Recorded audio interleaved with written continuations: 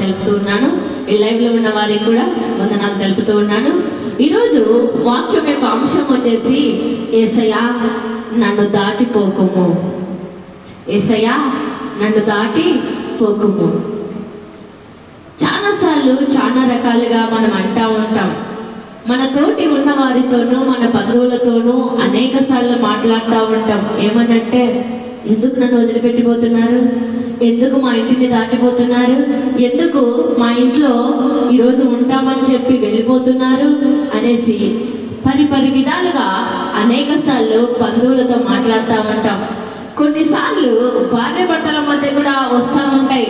ఈరోజు ఉంటానన్నావు కదా, ఎందుకు అప్పుడే వెళ్తున్నావు ఊరికి, ఈరోజు ఉంటానని చెప్పావు కదా అనేసి చాలా సార్లు చాలా రకాలుగా కుటుంబాలలో సంభాషణ వస్తూ ఉంటది. కానీ ఈరోజు చెప్తున్న మాట దేవుడు ఏమిటంటే, ఎందరినో నువ్వు అన్నావు నన్ను విడిచిపెట్టి వెళ్ళొద్దు, నాతో పాటు ఉండు, నా పరిస్థితులు బాగలేవు అనేసి అనేక సార్లు నీ స్నేహితులను కూడా అడిగావు, అనేక సార్లు అనేక రకాలుగా మాట్లాడావు. కానీ ఎప్పుడైనా యేసయ్యని అడిగావా, యేసయ్యా నన్ను దాటిపోవద్దయ్యా, యేసయ్యా నా కుటుంబాన్ని విడిచి వెళ్ళొద్దయ్యా, యేసయ్యా నా యొక్క పరిస్థితులను బట్టి చూస్తున్నావు కదా ప్రభువా, నన్ను దాటి వెళ్ళొద్దయా అని ఒకసారి మనల్ని మనము ఆలోచన చేసుకుందాం. మన బంధువులను బ్రతిమలాడటానికి మనకు సమయం ఉంది, మన కుటుంబంలో భార్య భర్తలను బ్రతిమలాడటానికి సమయం ఉంది. కానీ తన స్వరూపంతో తన పోలికగా చేసుకొని మనం ఎన్ని పొరపాట్లు చేస్తున్నా, తనకి ఇష్టం లేని పనులు ఎన్నో చేస్తున్నా, భూమిపై నుంచి నిన్ను తీసుకెళ్లకుండా సజీవ లెక్కలో ఉంచి దినదినము నీకు కావాల్సిన ఆరోగ్యాన్ని ఇచ్చి, నీకు కావాల్సిన ఆయుష్నిచ్చి, నీకు కావాల్సిన ఆహారాన్ని ఇచ్చి సమస్తాన్ని దేవుడు సమకూరుస్తున్నప్పటికీ కూడా ఆయనని ఏ పొద్దున్నా సరే, అయ్యా నన్ను దాటిపోవద్దయ్యా, అయ్యా నువ్వు నా కుటుంబంలోనే ఉండయ్యా, అయ్యా నువ్వు నాతోనే ఉండయ్యా అని ఆలోచించిన రోజులు ఉన్నాయా? ఒకసారి మనల్ని మనము పరిశీలన చేసుకుందాం. ఈరోజు ఒక వ్యక్తిని మనం బైబిల్లో నుంచి చూసుకుందాం. లేఖనానుసారంగా ఒకసారి చూద్దాం. ఆదికాండము 18వ అధ్యాయము 3వ వచనము. ఆదికాండము 18వ అధ్యాయము 3వ వచనం. ప్రభువా నీ కటాక్షము నా మీద ఉన్న ఎడల ఇప్పుడు నీ దాసుని దాటిపోవద్దు. గట్టిగా చప్పట్లు కొట్టి ఆయన నామాన్ని మహిమపరుద్దాం. మన పితరుడైన అబ్రహాము దేవుణ్ణి బ్రతిమలాడుతున్నాడు, అయ్యా నీ కటాక్షము నా మీద ఉన్న ఎడల నువ్వు నన్ను దాటిపోవద్దయ్యా. ఎప్పుడైతే అబ్రహాము ప్రాణ ఆత్మ శరీరముతో తన ఎదుట ప్రభువారి ఎదుట ఎప్పుడైతే లొంగిపోయాడో, లొంగిన ఆయనను దేవుడు చూశాడు. చూసిన ఆయన ఇంటిలో ప్రభువారు అడుగు పెట్టారు. గట్టిగా చప్పట్లు కొట్టి ఆయన నామాన్ని మహిమపరుద్దాం. ఎందుకంటే అబ్రహాముకు తెలుసు ఒకప్పుడు అన్నజనుడే, కానీ యేసయ్య ప్రేమను రుచి చూసుకున్న తర్వాత యేసయ్యలో ఉన్న ఆ మాధుర్యాన్ని ఆయన అనుభవించగలిగాడు. యేసయ్య ఎలాంటి వాడో, అయ్యా ప్రభు ఎలాంటి వాడో ఆయన కనుగొనగలిగాడు. వెంటనే అయ్యా నీ కటాక్షము నా మీద ఉంచి నా కుటుంబాన్ని దాటి వెళ్ళొద్దయ్యా, నా యొక్క కుటుంబాన్ని విడిచి వెళ్ళొద్దయ్యా, నీ యొక్క కటాక్షము నా పైన ఉంచండయ్యా, ఉంచి నన్ను దాటి వెళ్ళొద్దు ప్రభు అని బ్రతిమిలాడుతున్నాడు. బ్రతిమిలాడిన ఆయనను ఎవరు చూశారు? ప్రభువు చూశాడు. చూసిన ఆయనను వెంటనే ఆయన ఇంట్లో అడుగు పెట్టాడు. ప్రభువారు నన్ను పిలిచిన వెంటనే ప్రభువారు నా ఇంట్లో అడుగు పెట్టాడని ఆయన నిర్లక్ష్యంగా లేడు, ఆయన అసమాధానంతో లేడు. ఆయన ఏం చేశాడంటే 90 సంవత్సరాల వయసులో కూడా శారమ్మను పొరిగొల్పుతున్నాడు. నువ్వు కింద లేఖనాల్లో మనం చూసినట్లయితే 6వ వచనం ఒకసారి చూద్దాం. అబ్రహాము గుడారాలలో ఉన్న శారాయతో నిదానంగా పోయినాడా? నాకు 90 సంవత్సరాల వయసు కదా, నేను ముసలాయనను కదా అని నిదానంగా వెళ్ళాడా? నిదానంగా వెళ్ళలా. ఏ విధంగా వెళ్ళాడు? త్వరగా వెళ్ళి నువ్వు త్వరపడి 3 మానికల మెత్తని పిండిని తీసుకొని పిసికి రొట్టెలు చేయమని చెప్పాను. గట్టిగా చప్పట్లు కొట్టాయి నామాన్ని మహిమపరుద్దాం.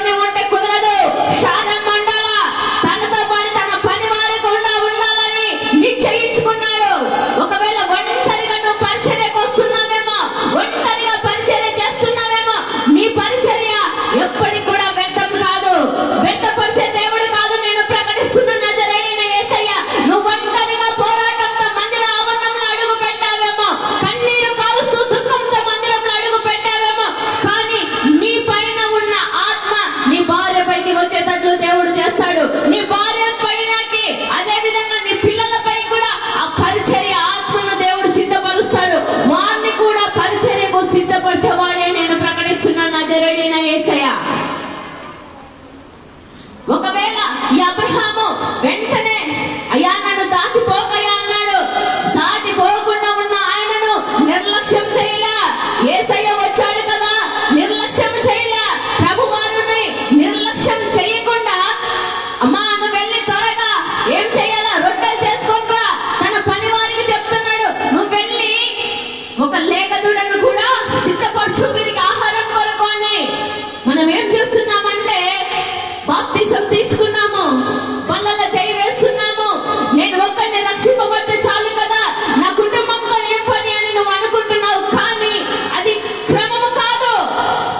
బాప్తిసం తీసుకున్న నీవు, మందిరానికి వస్తున్న నీవు, పళ్ళలో పాలిభాగస్తులైతున్న నీవు, పరిచర్య చేస్తున్న నీతో ఇది అంతం కావడం దేవుని చిత్తం కాదు. కానీ నీతో పాటు నీ కుటుంబం వారు కూడా వచ్చి దేవుని పరిచర్యలోను, దేవుని సంఘ సహవాసంలోను ఉండటం అనేది దేవునికి ఇష్టమైన పని అయి ఉంటున్నది.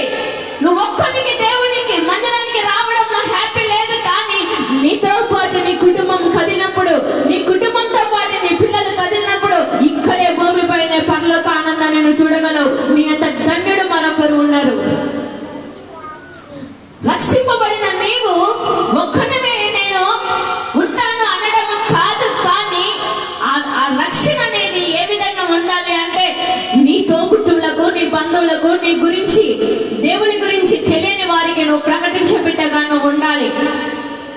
అబ్రహాముకు దాటిపోవాకు అన్న యేసయ్య ప్రేమను ఆయన రుచి చూసుకున్నాడు కనుకనే ఏ విషయాలలో అయినా కూడా విశ్వాసంతో ముందుకు పోగలిగాడు, విశ్వాసంతో ముందుకు వెళ్ళగలిగాడు, విశ్వాసంతో దేవుని ఎదుట ఎప్పుడైతే నువ్వు నీ ప్రాణ ఆత్మ శరీరముతో ఆయన ఎదుట సాష్టాంగపడి నమస్కరించి, అయ్యా నువ్వు దాటిపోతే నా పరిస్థితి అయోమయమయ్యా, నువ్వు దాటిపోతే నా పరిస్థితి గందరగోళమయ్యా, నువ్వు దాటిపోతే నా వ్యక్తిగత జీవితంలో జోక్యం చేసుకునే వారే లేనయ్యా, నువ్వు దాటిపోతే నా యొక్క ఈ భూమి పైన నేను జీవించలేనయ్యా అని అబ్రహాము ఏ విధంగా అయితే దేవుని ఎదుట నమస్కరించి సాష్టాంగపడి అడిగాడు, ఆ విధంగా నువ్వు అడిగితే తప్ప ఈ భూమి పైన బ్రతకటానికి నీకు ఆయుష్ లేదు, ఆరోగ్యం లేదు.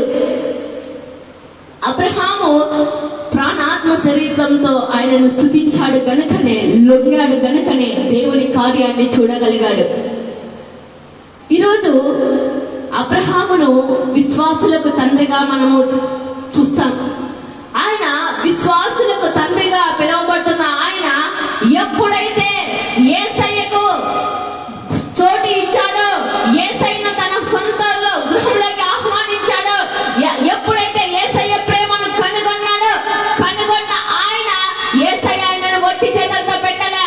యేసయ్య ఆయనలో ఉన్న నిందను చూసి ఊరికే వెళ్ళలే, ఆయనను దాటిపోలే. ఆయన దాటిపోకుండా సంవత్సరం తిరిగేసరికి శారమ్మ గర్భాన్ని తెరిచిన యేసయ్య ఈ రోజు నీ యొక్క గర్భాలను తెరవబోతున్నాడు. ముయ్యబడిన అల్లోయ అనే గర్భాన్ని తెరవబోతున్నాడు ఈ రోజు నజరేయుడైన యేసయ్య. ఇక్కడ కూర్చున్న వారితోనైనా, లైవ్ లో వింటున్న వారితోనైనా దేవుడు ప్రకటిస్తున్న మాట ఏమిటంటే, నీ మార్గాలు ముయ్యబడ్డాయేమో, డాక్టర్స్ రిపోర్ట్ చెప్పారేమో నీకు గర్భఫలము కలగదు అని, నీ గర్భసంచిలో ప్రాబ్లం అనేది. కానీ అన్నిటిని దేవుడు మార్చబోతున్నాడు ఈ రోజు. దేవుడు చెప్తున్న మాట ఏమిటంటే, ఎప్పుడైతే అబ్రహాము శారమ్మ గృహములో యేసయ్య అడుగు పెట్టాడు, అడుగు పెట్టిన వెంటనే ముయ్యబడిన గర్భము, శారమ్మ గర్భము తెరవబడింది. మీదటి ఒక కుమారుని ఎత్తుకొని నిలబడింది. గట్టిగా చప్పట్లు కొట్టాయి నామని మహిమపరుద్దాం. ఎప్పుడైతే శారమ్మకు, అబ్రహాముకు ఇస్సాకును దేవుడు ఇచ్చాడో, ఇచ్చిన తరువాత కూడా ఈయన నాలో ఉంటాడా, లేకుంటే ఏ విధమైన కూడా ఏమైనా కూడా నాలో నుంచి దూరపరచబడతాడా అనేసి చాలా రకాలుగా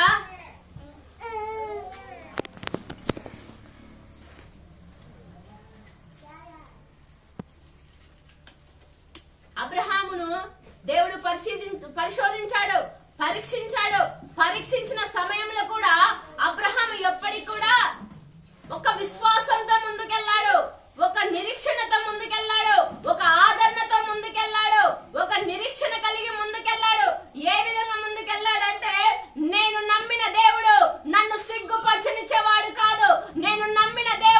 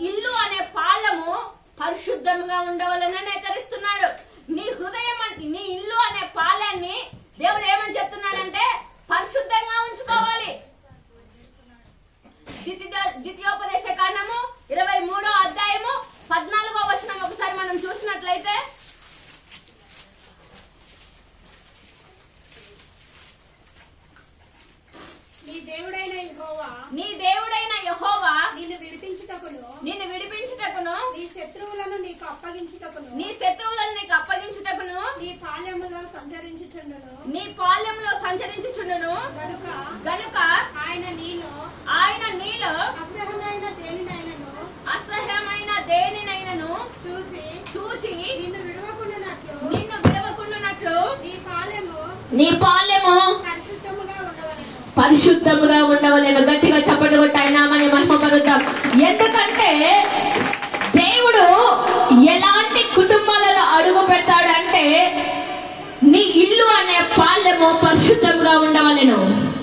ఒకవేళ 2024 సంవత్సరం అంతా కూడా ఇప్పటి వరకు నువ్వు పుట్టినది మొదలుకొని ఇప్పటి వరకు మందిరానికి వస్తున్నావు, పడిపోతున్నావేమో, మందిరానికి వస్తున్నావు, దైవ సేవకులతో ప్రార్థన చేపించుకుంటున్నావేమో, మందిరానికి వస్తున్నావు, పనులలో చేయి వేస్తున్నావేమో, సంవత్సరాల తరబడి క్రైస్తవత్వంతో నేను జీవిస్తున్నావేమో, అయినప్పటికీ కూడా నిజమైన భక్తికి అలవాటు పడలేక నీ హృదయంలో పరిశుద్ధత లేకుండా నువ్వు జీవిస్తున్నావేమో. ఈ మధ్యకాల సమయంలో ఈ లైవ్ లో ఉన్న వారితో ఇక్కడ కూర్చున్న వారితో దేవుడు హెచ్చరిస్తున్న మాట ఏమిటంటే, నేను నీ కుటుంబంలో అడుగు పెట్టాలి అంటే నీ ఇల్లు అనే పాలెం పరిశుద్ధంగా ఉండాలి. గట్టిగా చప్పట్లు కొట్టాయి నామాన్ని మహిమపరుద్దాం. ఎప్పుడైతే నీ ఇల్లు అనే పాలెం పరిశుద్ధంగా ఉంటుందో, అపవిత్రతతో నింపబడదో, యేసయ్య అడుగు పెడతాడు. యేసయ్య నీ కుటుంబంలో జోక్యం చేసుకుంటాడు. నీ వల్ల కాని కార్యాలు ఆయన జరిగించుకుంటాడు.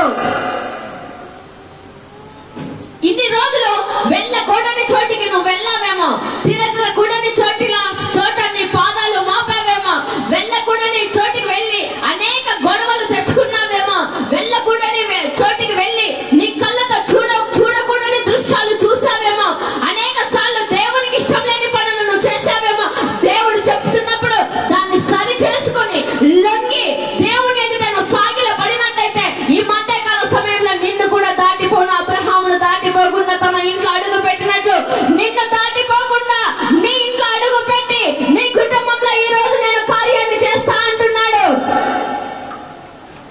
ఒకవేళ ఇన్ని రోజులు నువ్వు సాతాను సంబంధమైన క్రియలు విడిచిపెట్టలేక సాతానుతోనూ కొద్దిగా దేవునితోనూ ఉంటున్నావేమో, దేవుని బిడ్డనని చెప్పుకుంటూ దేవుని సహవాసంలో ఉంటున్నానని చెప్పుకుంటూ దేవుని పనికి చోటు ఇవ్వకుండా ఆదివారం వస్తే మందిరంలోనూ మిగతా సమయంలో నీకు ఇష్టమైన పనులను చేస్తూ ఉంటున్నావేమో. కానీ ఈ రోజు దేవుడు హెచ్చరిస్తున్నాడు, నీ యొక్క హృదయాన్ని పరిశుద్ధంగా ఉంచుకోవాలి. నీ యొక్క హృదయము పరిశుద్ధంగా ఉన్నట్లయితే నేను నీ జీవితంలో అడుగు పెడతా, నేను నీ కుటుంబ జీవితంలో అడుగు పెడతా. నువ్వు నీ వల్ల చెయ్యలేని పనులు నేను ముందుండి జరిగించుకుంటా. ఒకటి నువ్వు చేయవలసిన పని ఏమిటంటే, నీ పూర్ణ ఆత్మతోనూ నీ పూర్ణ బలముతోనూ నీవు దేవుని మీద ఆనుకున్నప్పుడు ఆయన నిన్ను నడిపించడానికి ఇష్టపడతాడు. అలా ఏమి చేయకుండా నేను నా దేవుని బిడ్డనే, నేను యేసయ్య బిడ్డనే నువ్వు అనుకున్నట్లయితే కాదు. ఎన్ని రోజులు భక్తి చేసినప్పటికీ కూడా భక్తిలో ఉన్న శక్తిని ఆస్వాదించలేము. కానీ చచ్చిన వరకు భక్తి చేసిన ఆ భక్తిలో ఉన్నను మనము యేసయ్య ప్రేమను రుచి తెలుసుకోలేము. ఎప్పుడంటే సప్పిడి ఆరాధనలు, సప్పిడి భక్తి చేసినప్పుడు. అబ్రహాము దేవుని మీద ఆనుకున్నాడు, దేవుని మీద ఆధారపడ్డాడు, దేవుని ఎదుట లొంగిపోయాడు.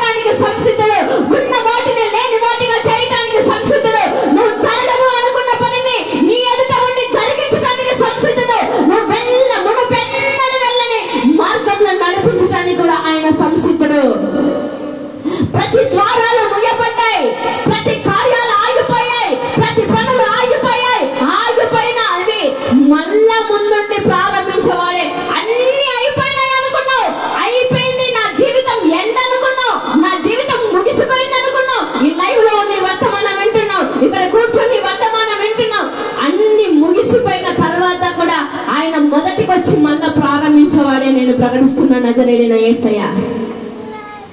నా జీవితం అయిపోయింది అని నువ్వు అనుకోవద్దు, కానీ నువ్వు అనుకున్నట్లయితే నీ జీవితం అయిపోతుంది. ఆయన అనుకోవాలి ఇలా జీవితం అయిపోయిందని. ఆయన అనుకోలే.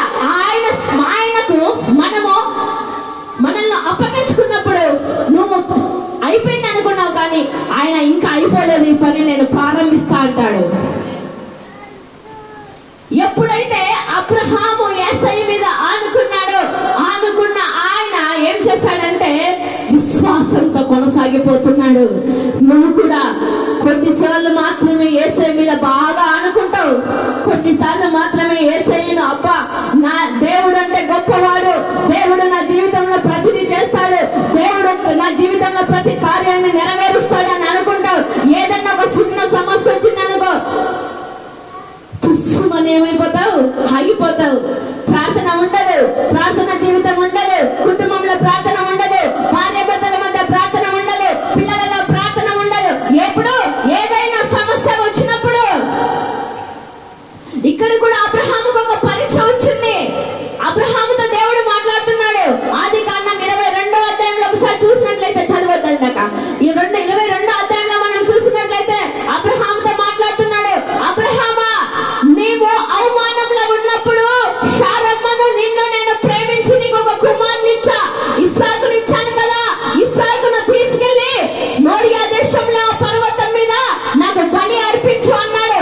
వెంటనే ఆయన వెంటనే లేచి తన పని వారితోను అదే విధంగా తన కుమార్ని ఎంట పెట్టుకొని కట్టెలు తీసుకొని మోరియా పర్వతం పైకి ఏం చేస్తున్నాడు, వెళ్ళి ఇస్సాకును బలి ఇవ్వటానికి పోతా ఉన్నాడు.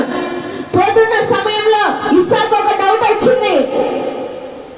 డాడీ, నువ్వు నన్ను తీసుకెళ్తున్నావు, బలి అక్కడ అర్పించాలంటున్నారు కదా, బలి అర్పించడానికి ఇక్కడ మన దగ్గర గొర్రె పిల్ల లేదే, ఏది లేదే, ఎట్లా బలి అర్పిస్తావు అని తన అబ్రహాముతో తన కుమారుడైన ఇస్సాకు అంటున్న సమయంలో ఒకసారి చూడండి. ఆదికాండము 22వ అధ్యాయము 6వ వచనము 8వ వచనము.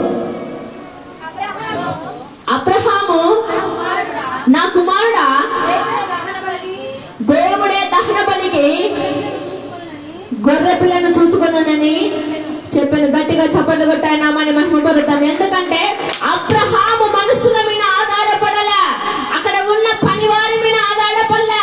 తను నమ్మిన దేవుడు ఉన్న వాటిని లేని వాటిగాను, లేని వాటిని ఉన్న వాటిగాను చేసే సర్వశక్తి కలిగిన యేసయ్య అని చెప్పి, దేవుడు అని చెప్పి తన కుమారునికి ఏమని చెప్తున్నాడు, డాడీ నువ్వు దహన బలి ఇవ్వడానికి పోతున్నామంటున్నావు కదా, మన ఇద్దరమే వెళ్తున్నామే, మనతో పాటు గొర్రెపిల్ల లేదే అంటున్నాడు. తన కుమారునితో చెప్తున్నాడు. ఏమని చెప్తున్నాడంటే, దేవుడే సిద్ధపరచును, ఆ విశ్వాసం ప్రతి బిడ్డలో ఉండును గాక. ఆయనకు తెలుసు నేను అవమానంలో ఉన్నప్పుడు ఈ కుమారుని ఇచ్చాడు, ఇచ్చిన ఈయన దానిని మళ్ళా వెనక్కు తీసుకునేవాడు కాదు అని నువ్వు నమ్మగలగాలి. ఏమని అంటే, దేవుడు నా కుటుంబాన్ని ఆశీర్వదించిన తర్వాత నన్ను మళ్ళా అవమానపరిచేవాడు కాదు అని. దేవుడు నా రోగాన్ని తీసివేసిన తర్వాత మళ్ళా రోగం నాలోకి వస్తుందంటే మళ్ళా దేవుడు కలిగించాడు అని నువ్వు అనుకోకూడదు. కానీ నా అవిధేయత వల్ల, నేను చేసే పొరపాట్ల వల్ల అది మళ్ళా నా లోపలికి వస్తుందని నువ్వు గ్రహించగలగాలి. అబ్రహాము గ్రహించాడు, దేవుడు నాకు ఈ కుమారుని ఇచ్చాడు. ఒకప్పుడు అనేక నిందలలో ఉన్నప్పుడు, అనేకల ఎదుట నేను పరచబడుతున్నప్పుడు, ఈ రోజు ఈ కుమారుణ్ణి నా ఎదుట నుండి తీసుకోడు అని అబ్రహాము నమ్మాడు. దేవుని కార్యాన్ని చూశాడు. 12, 13 వచనాలు ఒకసారి చూద్దాం అక్కడ. అప్పుడు ఆయన, ఆ చిన్నవాణి మీద చెయ్యి వేయకము, అతన్నేమీ చెయ్యకము, నీకు ఒక్కడై ఉన్న నీ కుమారుని నాకు వినదీయలేదు గనుక నువ్వు దేవునికి భయపడు వాడవని ఇందువలన నాకు కనబడుచున్నదా నేను. అప్పుడు అబ్రహాము కనులెత్తి చూడగా పొదలో కొమ్ములు తగులుకొని ఉన్న ఒక పొట్టేలు వెనక తట్టున కనబడేను. గట్టిగా చప్పట్లు కొట్టాయి నామాన్ని మహిమపరుద్దాం. ఎందుకంటే అబ్రహాము విశ్వసించాడు, దహన బలిని దేవుడే, దహన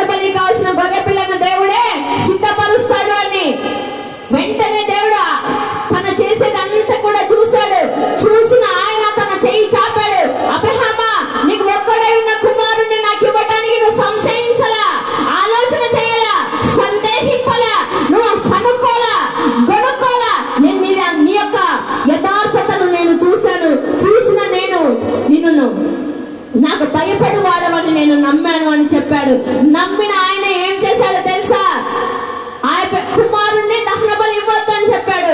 వెంటనే ఆ ముళ్ళ పొదలలో ఒక గొర్రె పిల్ల ఉన్నది. ఆ గొర్రె పిల్లను దేవుడు ఎవరికి చూపించాడు? అబ్రహాముకు చూపించాడు. ఆ పొదలలో ముడుకొని ఉన్న గొర్రె పిల్లను అబ్రహాముకు దేవుడు సిద్ధపరిచాడు. ఇస్సాకుకు బదులుగా ఆ గొర్రె పిల్లను బలి అర్పించడానికి దేవుడు అక్కడ సిద్ధపరిచి ఉంచాడు. నీకు కూడా అనేక సార్లు అనేక పర్యాయాలు దేవుని పరిచర్యలో ముందుకు పోతున్న కొలది, దేవుని మందిరానికి నడుస్తున్న కొలది, విశ్వాసంలో ముందుకు వెళ్తున్న కొలది అబ్రహాముకు కలిగిన పరీక్షలు అనేకములు నీకు కలుగుతా ఉండొచ్చు. అనేక ప్రయత్నాలు చేస్తూ చేస్తూ విసిగిపోయి విశ్వాసంలకు ముందుకు వెళ్ళలేక, విశ్వాసంతో నువ్వు నడవలేక కృంగిపోతున్న స్థితిలో నువ్వు ఉండొచ్చు. అబ్రహాము విశ్వాసంతో నిలవగలిగాడు. ముళ్ళ పొదలలో, ఆ పొదలలో ఏముంది? గొర్రె పిల్ల దాచి ఉంచాడు. చుట్టూ పొదలే కనబడొచ్చు. ఆ పొదలలో కూడా పొదల్లాంటి సమస్యలు నీ కుటుంబాన్ని ఏలుబడి చేస్తా ఉండొచ్చు. నీ పరిచర్యలో పొదల్లాంటి సమస్యలు ఉండొచ్చు. అనేక పర్యాయాలు పొదలలో ఉన్న ఆశీర్వాదం నీకు కనబడదు, కానీ ఆ పొద మాత్రమే కనిపిస్తుంది. అంతసేపు అక్కడ పొదలో గొర్రె పిల్ల అబ్రహాముకు కనబడలా. దేవుడు చెప్పిన తర్వాత ఆ పొదల్లో గొర్రె పిల్ల కనబొచ్చింది. నీకు కూడా ముందు పొదల్లాంటి సమస్యలే కనిపిస్తాయి, కానీ ఆ పొదల వెనకల ఉన్న గొర్రె పిల్ల అబ్రహాముకు కనబడినట్లు నీకు కూడా ముందు సమస్యలే కనిపిస్తాయి, కానీ దాని వెనకల ఉన్న దీవెన నీకు కనబడరాదు. దాని వెనకల ఉన్న ఆశీర్వాదాలు నీకు కనబడవు. దాని వెనకల ఉన్న నీ యొక్క దీవెనలు నీకు కనబడాలి అంటే అబ్రహాము దేవుని మీద ఆనుకున్నట్లు నువ్వు కూడా దేవుని మీద ఆనుకోవాలి. దేవుని మీద బాధపడడం కుదరదు. దేవుని మీద సనగడం కుదరదు. దేవుని మీద ఆనుకున్నప్పుడు నీ యొక్క లైఫ్ స్టైల్ ముందుకెళ్తాది. నీ యొక్క జీవితం ముందుకెళ్తాది. ఇస్సాకును బలి తీసుకోలేదే, చెప్పాడు తన కుమారునితో ఏమని? దేవుడు సిద్ధపరుస్తాడు అని. ఆ విశ్వాసాన్ని, ఆ నమ్మకత్వాన్ని దేవుడు పైనుంచి విన్నాడు.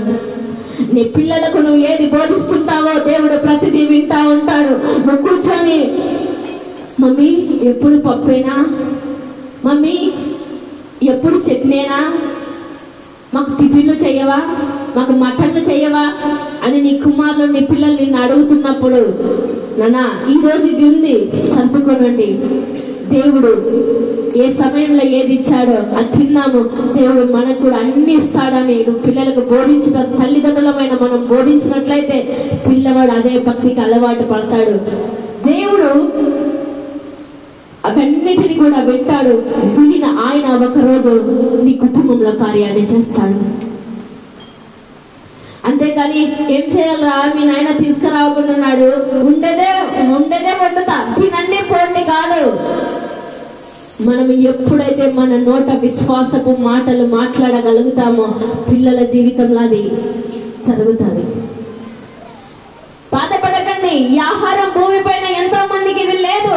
ఈ రోజు మనకి ఇచ్చాడు, ఇచ్చిన దాంతో సంతృప్తిగా తిన్నాం.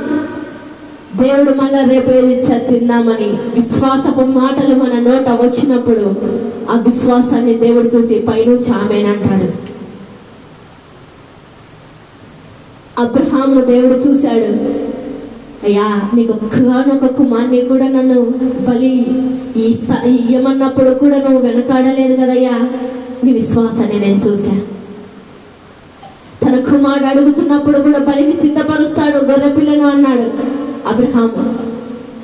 అబ్రహాము ఆశించినది అంతసేపు పొదలలో గొర్రెపిల్ల అబ్రహాముకు కనబడలేదు. కానీ ఎప్పుడైతే దేవుడు అబ్రహాముతో మాట్లాడి మొదలు పెట్టాడో, ఇవ్వద్దు అని చెప్పాడో, ఇవ్వకుండా అబ్రహాం ఆగినాడో, ఆ పొదల్లో నుంచి గొర్రెపిల్ల బయటికి వచ్చింది. ఈ రోజు కూడా పొదల్లాంటి సమస్యలు, ఇంకెన్ని రోజుల్లో నా పిల్లలకు వివాహాలు, ఇంకెన్ని రోజుల్లో నీ రక్తస్రావంతో బాధపడేది, ఇంకెన్ని రోజుల్లో నా పరిస్థితులు తారుమారయ్యేది, ఇంకెన్ని రోజుల్లో నా బిల్డింగ్ కన్స్ట్రక్షన్ ఆగిపోయింది, ఇంకెన్ని రోజుల్లో నా బ్రతుకులో నెమ్మది లేదే, ఇంకెన్ని రోజుల్లో నా కుటుంబంలో సమాధానం లేదే, ఇంకెన్ని రోజుల్లో కాదు. కానీ నీ ఎదుట సమస్యలు కొద్ది రోజులు మాత్రమే, అది తాత్కాలికం మాత్రమే. దేవుడు మార్గాలు ఓపెన్ చేసినప్పుడు దాన్ని పట్టడం ఎవరి వల్ల కాదు. గట్టిగా చప్పట్లు కొట్టాయి నామాన్ని మహిమపరుద్దాం. దాన్ని ఆపడం ఎవరి వల్ల కాదు. ఎప్పుడు మాట చెప్పినప్పుడు, ఈయనకి వచ్చి ఒక మాట చెప్పినప్పుడు, ఆయన వచ్చి ఒక మాట చెప్పినప్పుడు కాదు, నువ్వు ఎవరి మీద ఆధారపడాలా? యేసయ్య మీద ఆధారపడాలా. ఆధారపడడం నువ్వు నేర్చుకున్నప్పుడు యేసయ్య పైన విశ్వాసం నీకు వస్తుంది. విశ్వాసంతో నువ్వు ముందుకు పోతున్నప్పుడు యేసయ్యను దాటి పోవాకు ప్రభువా, నా బ్రతుకును నడిపింపు ప్రభు అని నువ్వే అడుగుతావు. విశ్వాసంలో అడుగంటి పోయిన జీవితంలో మనం ఉన్నట్లయితే యేసయ్య మన కళ్ళ ఎదుట నుంచి పోతున్నప్పటికీ కూడా ఆయనను పట్టించుకొని స్థితిలో, దౌర్భాగ్య స్థితిలో మనం జీవిస్తాం. ఎందుకంటే అంతే కదా, కొంతమంది ఆదివారాన్ని లెక్క జమ లేకుండా వారి ఇష్టానుసారంగా వారి బ్రతుకులకు ఇష్టం వచ్చినట్టు వారు వాడుకుంటున్నారు. కానీ యేసయ్య వారికి చెప్తున్నప్పటికీ కూడా ఆదివారాన్ని నిర్లక్ష్యం చేసి యేసయ్య దాటిపోతే పోనీలే అన్నట్లు నిర్లక్ష్యంగా ఉంటున్నారు. మార్కు సువార్త 10వ అధ్యాయము 46-47 వచనాలు ఒకసారి చూద్దాం. మార్కు సువార్త 10వ అధ్యాయము 46-47 వచనాలు. వారు ఎరికో పట్టణమునకు వచ్చి ఆయన వారి శిష్యులతోనూ జన సమూహముతోనూ ఎరికో నుండి బయలుదేరి వచ్చుచుండగా తిమ్మయి కుమారుడు భర్తమయి అను వృత్తి భిక్షకుడు త్రోవ పక్కన కూర్చొని ఉండెను. ఈయన నజరేయుడైన యేసు అని వాడు విని, దావీదు కుమారుడా యేసు, నన్ను కరుణింపుమని కేకలు వేయ మొదలు పెట్టాను. ఒకసారి చూద్దాం. యేసు ప్రభు ఈ భూమి పైన జీవిస్తున్న సమయంలో బత్తిమయ్య అనే గుడ్డివాడు యేసు ప్రభు ఆ ఎరికో పట్టణము గుండా వెళ్తున్న సమయంలో, అయ్యా నన్ను కరుణించయ్యా, నన్ను జన సమూహంలో కూడా రోడ్డు పక్కన కూర్చొని నన్ను కరుణించయ్యా, నన్ను కరుణించయ్యా అని గట్టిగా కేకలు వేస్తున్నాడు. ఏమని అంటే, నన్ను కరుణించయ్యా, నువ్వు దాటిపోతే నాకు ఈ కంటి చూపు కలగదయ్యా అని. నన్ను దాటిపోకయ్యా, నాకున్న ఈ పుట్టుకతో వచ్చిన ఈ గుడ్డితనము పోవాలి అంటే ఎవరి వల్ల కాదు, కానీ నువ్వు నన్ను ఆశీర్వదిస్తే, నువ్వు నన్ను స్వస్థపరిస్తే నేను స్వస్థపరచబడతాను అని. ఆయన పైకి మాత్రమే గుడ్డితనంతో ఉన్నాడు, కానీ హృదయ అంతరంగంలో దేవుణ్ణి దాటిపోకుండా విశ్వాసంతో అడుగుతున్నాడు. హృదయంలో గుడ్డితనం అడగలేదు, పైకి మాత్రమే గుడ్డివాడు. ఆయన ఏమనంటే గట్టిగా కేకలు వేస్తున్నాడు. ఏమని అంటే, ఈ సమయం మీరిపోతే నాకు మళ్ళీ అవకాశం రాదు. ఈ సమయంలో నేను దేవుడి గురించి అడగకపోతే, కేకలు వేయకపోతే నాకు మళ్ళీ అవకాశం రాదు. అక్కడున్న జన సమూహం అంతా కూడా ఉంటున్నప్పటికీ కూడా ఈ జనాలు ఏమనుకుంటారని ఆలోచించలా, ఈ ప్రజలు ఏమనుకుంటారా అని ఆలోచించలా. యేసయ్య నన్ను దాటిపోడు, నన్ను స్వస్థపరుస్తాడు, నేను చూపు పొందుకుంటానని విశ్వసించాడు.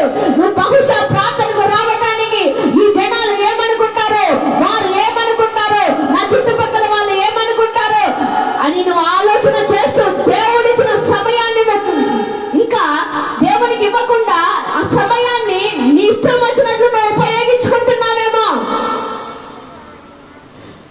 పైకి మాత్రమే గుడ్డివాడు, కానీ హృదయ అంతరంగంలో మాత్రం ఆ గుడ్డితనాన్ని ఉంచుకోకుండా హృదయ అంతరంగంతో అరుస్తున్నాడు. ఏమనంటే, అయ్యా నజరేయుడైన యేసయ్యా, నన్ను దాటిపోకు, నా పని చెయ్యడం నీ వల్ల తప్ప ఎవరి వల్ల కాదు అని. ఆ స్వరం యేసయ్య విన్నాడు. ఈ రోజు నీ స్వరాన్ని కూడా దేవుడు వింటున్నాడు. దేవుడు నీ స్వరాన్ని కూడా వింటున్నాడు. నువ్వు ఏ విధంగా మనుషులు చూస్తారని భయపడుతున్నావా, లేకపోతే మనుషులు ఏమన్నా అనుకుంటారని భయపడుతున్నావా, లేకపోతే కనుక దేవుడు అమ్మో ఏమన్నా నన్నేమన్నా అనుకుంటాడేమో, దేవుడి దగ్గర నేను ప్రార్థన చేస్తే నేను పాపిని కదా, ఈ పాపి ప్రార్థన ఆలకిస్తాడని నువ్వు అనుకుంటున్నావేమో. అనుకోకూడదు. కానీ ఈ రోజు నీ యొక్క అవకాశం దేవుడు ఇస్తున్నాడంటే నిన్ను దేవుడు లోతైన మర్మంలోతో నిన్ను నింపి, దేవుడు నిన్ను దాటిపోకుండా నీ కుటుంబంలో అడుగు పెట్టి ఆగిపోయిన ప్రతి దీవెన ఈ 2024వ సంవత్సరం చివరి రోజులలో జరిగించడానికి నిన్ను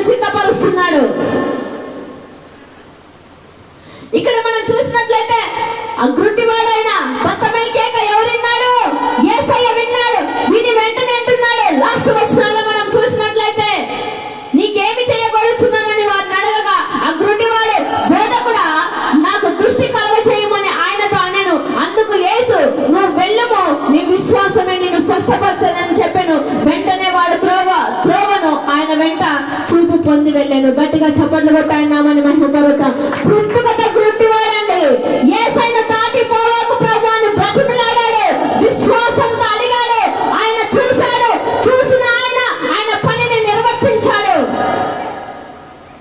బహుశా ఈ రోజు కూడా నువ్వు ఏ పరిస్థితులలో మూలుగుతూ ఉన్నావో, కన్నీరు కారుస్తున్నావో, దుఃఖపడుతూ ఉన్నావో, కృంగిపోతూ ఉన్నావో, నాకు ఇంకా బ్రతకవద్దు, చనిపోతే మేలు అనుకుంటున్నావేమో. ఈ అప్పులు నేను భరించలేను, ఈ వ్యాపారం లాస్ నేను భరించలేను, నా పిల్లల జీవితంలో ఎవరొక్కరు సుఖంగా లేరు, నా పిల్లల బ్రతుకంతా అయోమయంగా ఉంది, నా జీవితం కూడా అయోమయంగా ఉంది, నాకొద్దు ఈ బ్రతుకొని నువ్వు అనుకుంటూ ఈ వర్తమానం వింటున్నావేమో.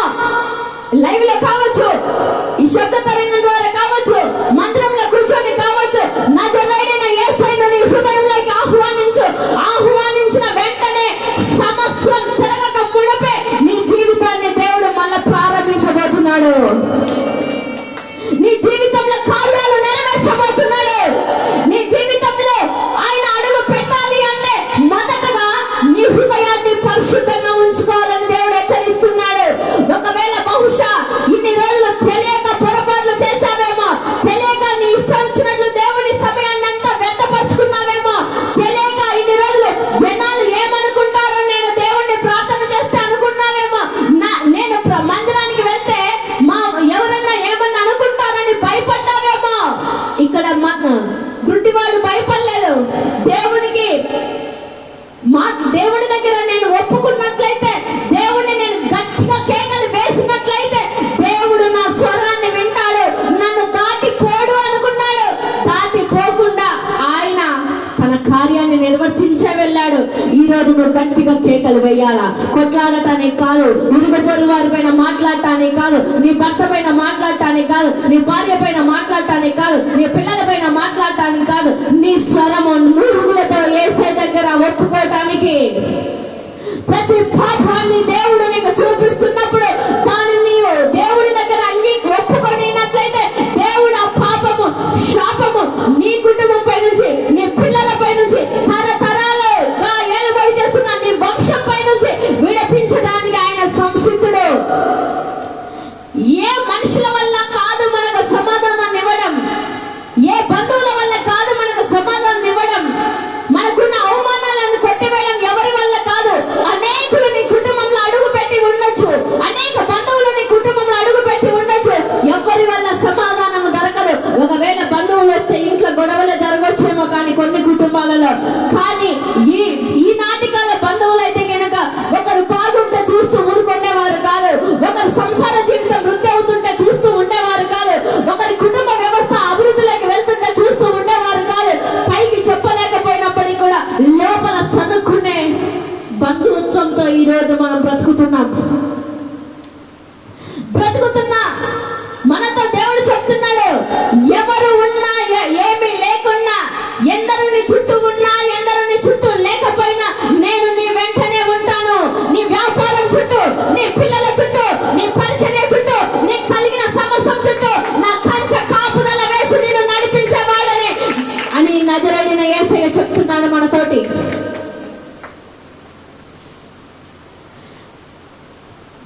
భార్యాభర్తలు విడిపోవచ్చు, పిల్లలు అర్థం చేసుకోకపోవచ్చు, కుటుంబం శతమతం అవ్వచ్చు, గలిబిలితో కుటుంబం అంతా ఉండొచ్చు, ఏదో సంసారం చెయ్యాల కదా అని ఇంట్లో సంసారం సాగిపోతా ఉండొచ్చు. సమాధానం లేని స్థితిలో వాక్యం వింటున్న నీలో రోజు రోజుకు ఆ వాక్యం మన జీవితంలో పరిపక్వం పొందాలా. వాక్యం వింటున్న మనలో వాక్యాన్ని విని మన జీవితాన్ని ఇక్కడ మాత్రం ఉంచుకోవడం దేవుని చిత్తం కాదు. వాక్యము మన జీవితంలో పరిపక్వం పొందాలా. పరిపక్వం పొందినప్పుడు మన మాట తీరు మారుతుంది. కత్తిపోటు లాంటి మాటలు ఇతరులను మాట్లాడడం, ఇతరులను గాయపరచం. మృదువైన మాట తీరు మన పెదవులకు కలుగుతుంది. ఒకవేళ కత్తిపోటు లాంటి మాటలు ఇతరులు మన నోటి నుండి వచ్చి వారు గాయపరచబడుతున్నారు అంటే వాక్యం మన జీవితంలో ఫలభరితంగా ఇంకా మారలా, వాక్యం మన జీవితంలో ఇంకా రావడంలా. ఊరికే వాక్యాన్ని వింటున్నాము, ఆదివారం భక్తి చేస్తున్నాము, సోమవారం నుంచి శనివారం వరకు మన ఇష్టం వచ్చిన జీవితాన్ని మనము జీవిస్తున్నాం. కాబట్టి ఒకవేళ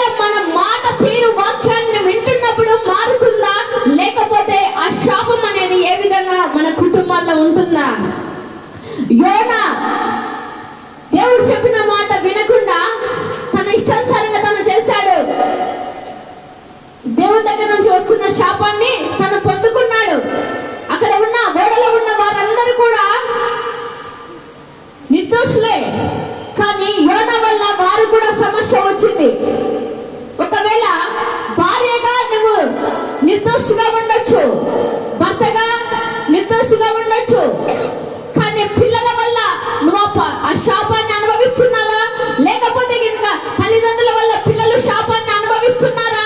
ఏ విధంగా కుటుంబాలపైకి శాపం వస్తుందా అనేసి ఒక్కసారి మన కుటుంబాల్లో మన హృదయాల్లో మనం పరీక్షించుకోవాల్సిన వారంగా ఉంటున్నాము. ఒకవేళ మనము పరిశుద్ధులమని చెప్పుకుంటున్నప్పుడు దేవుని మాట యోనా వినకుండా ఉన్నట్లు కొన్ని సార్లు మనము కూడా దేవుని మాట వినకుండా మనం ఇష్టం వచ్చినట్టు కార్యాలు చేస్తూ ఉండొచ్చు. కొన్ని సార్లు దేవుని మాట వినకుండా మన ఇష్టం వచ్చిన పనులు చేస్తూ ఉండొచ్చు. అందుకే కొన్ని సార్లు జరగకూడని సంఘటనలు మన కుటుంబంలో జరుగుతూ ఉన్నాయి, జరగకూడని కార్యాలు మన కుటుంబంలో జరుగుతూ ఉన్నాయి. హఠాత్తుగా ఎందుకు మన కుటుంబంలో అలాంటి కార్యాలు జరుగుతున్నాయి? యోనా దేవుడు చెప్పిన మాటకు లోబడకుండా ఉన్నాడు కాబట్టి తనతో పాటు ప్రయాణం చేస్తున్న వారికి కూడా యోనా వల్ల శాపం వచ్చింది. కుటుంబం అనే దోణిలో నువ్వు కూడా ప్రయాణం చేస్తూ ఉన్నావు. నీ వల్లనే కుటుంబానికి శాపాన్ని తెస్తున్నావేమో. నువ్వు మంచోడివే, కానీ మీ ఇంట్లో వారి వల్ల వస్తుందేమో. భార్య వల్ల వస్తుందా, భర్త వల్ల వస్తుందా, పిల్లల వల్ల వస్తుందా, ఇంటికెళ్ళి నీ వల్లనే ఈ శాపాన్ని వస్తుందని నువ్వు అనొద్దు. కానీ అయ్యా, ఈ శాపము నా కుటుంబం పైకి రాకుండా నువ్వే దాన్ని కట్లు తెంచివేసి పారదోయి ప్రభు అని ప్రార్థించే మనసు నీకు ఉండాలి. కానీ నీ వల్లనే వస్తుందనే మనసు, ఇతరులను గాయపెట్టే మనసు, కత్తిపోటు మాటలు మాట్లాడే మనసు మనలో ఉండకూడదు. కాబట్టి ఈరోజు దేవుడు మనతో మాట్లాడిన మాట ఏమిటంటే, అబ్రహామును తీసుకొచ్చి మన ఎద్ద పెట్టాడు. వారి వయసుతో తారతమ్యం లేకుండా ప్రభువును తమ ఇంటిలోకి ఆహ్వానించాడు. సంవత్సరం తిరిగేసరికి తమ జీవితంలో కార్యాన్ని చూడగలిగారు. అదే రీతిగా ఈ రోజు ఈ చివరి దినాలలో 2024 సంవత్సరం కొద్ది రోజులలో ఈ సంవత్సరం కూడా గడిచిపోతాది. గడిచిపోయేసరికి యేసయ్య నీ గృహంలో ఈరోజు అడుగు పెట్టబోతున్నాడు. కనుక పెట్టాలనుకున్న ఆయనకు నీ హృదయాన్ని సమర్పించు. సమర్పించిన వెంటనే మునుపెన్నడూ ఎరగని కార్యాలు నీ జీవితంలో దేవుడు జరిగించబోతున్నాడు. మునుపెల్లని మార్గంలో నువ్వు నడవబోతున్నావు. మునుపెన్నడూ చూడని లాభాలు నువ్వు చూడబోతున్నావు. మునుపెన్నడూ ఎవరి దగ్గరైతే తల దించుకున్నావో, తల దించుకున్న నిన్ను ఈరోజు తల ఎత్తుకొని బ్రతికే స్థితికి దేవుడు తీసుకోబోతున్నాడు. అది ఏ ఆర్థిక సమస్య కావచ్చు, వంశ పారంపర్యంగా పిల్లలు కలిగిన స్థితి కావచ్చు, భయంకరమైన శాపాన్ని కుటుంబం ఏలుబడి చేస్తా ఉండొచ్చు. ప్రతి బంధకాలను తెంచే దేవుడు నేనే అని ప్రకటిస్తున్నాడు. ఆ గుడ్డివాడు ఏ విధంగా యేసయ్య దగ్గర చూపు పొందుకున్నాడో తన కేకలు మనుషుల దగ్గర చెప్పలా, తన కేకలు ప్రజల దగ్గర చెప్పలా, ఎవరేమనుకుంటారు అనలా. యేసయ్య వింటాడు అన్న విశ్వాసంగా వెళ్ళాడు. నన్ను దాటిపోవాకు ప్రభు అన్నాడు. దాటిపోకుండా యేసయ్య కుమారునికి చూపించాడు. ఈ రోజు గుడ్డితనంతో బ్రతికేస్తున్నావేమో, ఆ భక్తిలో ఉన్న శక్తిని ఆస్వాదించలేకపోతున్నావేమో. అన్నిటినీ దేవుడు ఈరోజు విడిపించి తన మార్గంలో నిన్ను నడిపించి తను కూడా నిన్ను దాటిపోకుండా నీ హృదయంలోను, నీ కుటుంబంలోను, నీ పిల్లల జీవితంలోను ఈరోజు అడుగుపెట్టి గొప్ప కార్యాన్ని చేయ ఆరంభించాడు. ఈ వాక్యం ఇక్కడ మీ జీవితంలోను, మా జీవితంలోను, ఈ లైవ్ లో ఉంటున్న వారి జీవితంలోను ఫలభరితంగా మారును గాక. ఆమేన్.